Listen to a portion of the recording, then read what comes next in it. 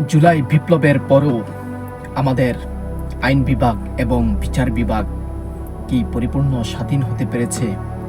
জুলাই বিপ্লবের একজন মহান নেতা, একজন রাজনৈতিক দলের প্রধান উপদেষ্টা জনাব নুরুল হক নূরের উপর যে বর্বর হামলা রাষ্ট্র চালিয়েছে, তার কোনো বিচার আজকে 2 সপ্তাহ পার হয়ে গেলেও বাংলার মানুষ তা করতে পারেনি। আজ দুটি কথা বলতেই হয়।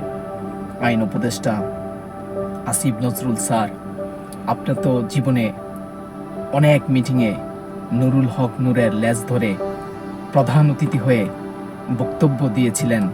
দেশের ক্ষমতায় আসলে এই করবেন, ওই করবেন, জনগণের জন্য আপ্রাণ কাজ করে যাবেন।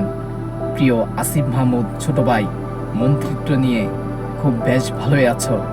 নূরের পরিচয় দিয়ে রাজনৈতিক অঙ্গনে এসে নিজেকে এখন জুলাই বিপ্লবের অন্যতম নেতা হিসেবে মন্ত্রিত্ব বসিয়ে রেখেও অনেক আশা ভরসা সব কিছুতে দিলে আজ 2 সপ্তাহ পার হয়ে গেল, নূরের চিকিৎসাটা পর্যন্ত তোমরা করতে পারলা না। এমন একজন নেতা যে পেশিবাদের আমলেও 19 বার হামলার শিকার হয়েছে, পেশিবাদ বিদায় নেওয়ার পরেও সেই একই ব্যক্তির উপর রাষ্ট্র কর্তৃক যে হামলা, সেটার কোনো বিচার এখন পর্যন্ত তোমরা করতে পারলে না। খুবই দুঃখজনক এই বিষয়গুলা। আমরা কি এখনো স্বাধীন হতে পেরেছি? আমাদের বিবেক থেকে আমাদের এই প্রশ্ন আমাদের করতে হয়। সুতরাং একটা কথা আমাদের সবার মনে রাখা উচিত, আপনি আজ যতটুকু শক্তিশালী, সময় আপনার থেকেও অনেক বেশি শক্তিশালী। হাসিনা যখন ক্ষমতায় ছিল, যতটুকু শক্তিমান এবং শক্তিশালী নিজেকে মনে করেছিল, যখন বাংলার জমিন থেকে তাকে বিদায় নিতে হয়েছে, তখন ওই সময়টা আরও অনেক বেশি শক্তিশালী ছিল। আজকে যারা আপনারা ক্ষমতায় এসে ক্ষমতাকে ব্যবহার করে অন্যের উপর জোর জুলুম করে যা কিছু করতেছেন, মনে রাখবেন আপনাদের এই সময় থাকবে না। সময় পরিবর্তনশীল, রাজনৈতিক অবস্থান পরিবর্তনশীল এবং দেশের কাঠামো পরিবর্তনশীল।